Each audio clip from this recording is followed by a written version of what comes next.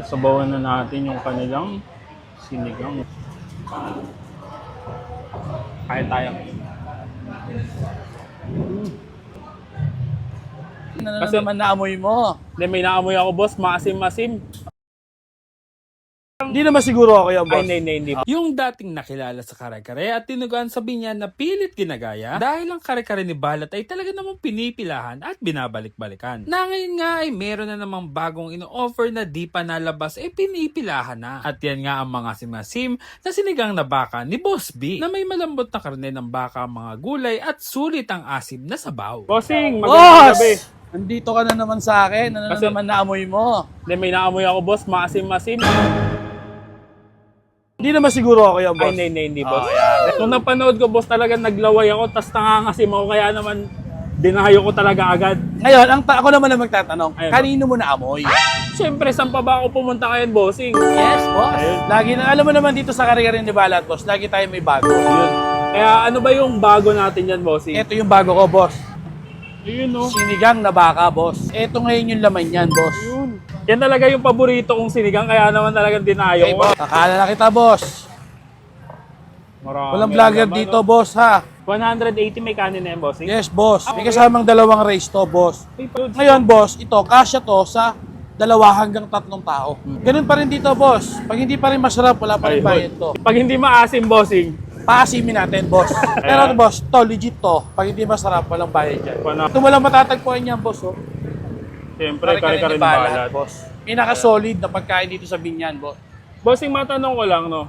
Siyempre, nakilala ka talaga na yung sa kare-kare mo tsaka dinuguan. Yes, boss. Pero bakit ngayon, boss, napansin ko sobrang dami na ng mga tinitinda nyo? Kasi, boss, yung mga, kumbaga, yung mga customer ko na rin yung nagsasabi, boss, wala ka bang bago? Kaya ginawa ko, boss, nagdagdag na ako dito. Boss, pansinin mo, may Mr. Baka na rin dito, oh. So, may Mr. Baka na rin dito.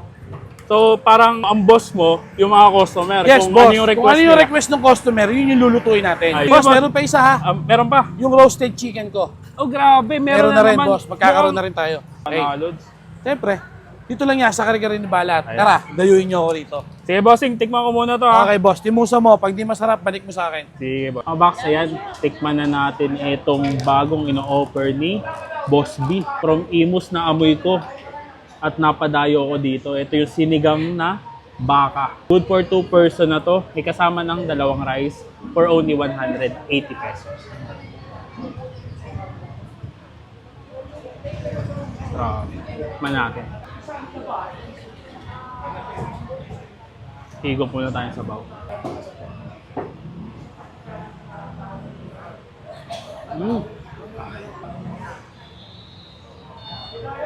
Ayan, sabawan na natin yung kanilang sinigang. Grabe. Panalods. Kaya tayo. Ang lambot ng baka.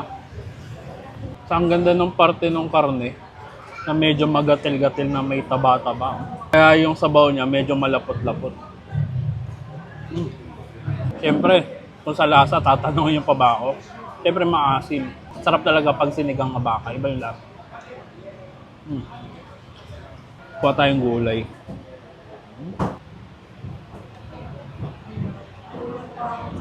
Ayun, kain.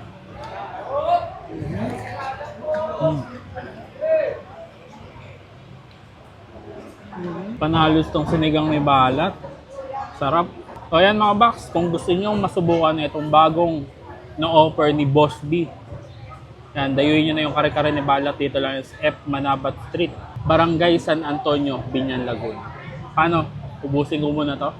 Kita-kits sa susunod ko na dayuhin ko saan may masarap, mura at kakaibang kainan. Don't forget to eat, ride, and grind. Let's go.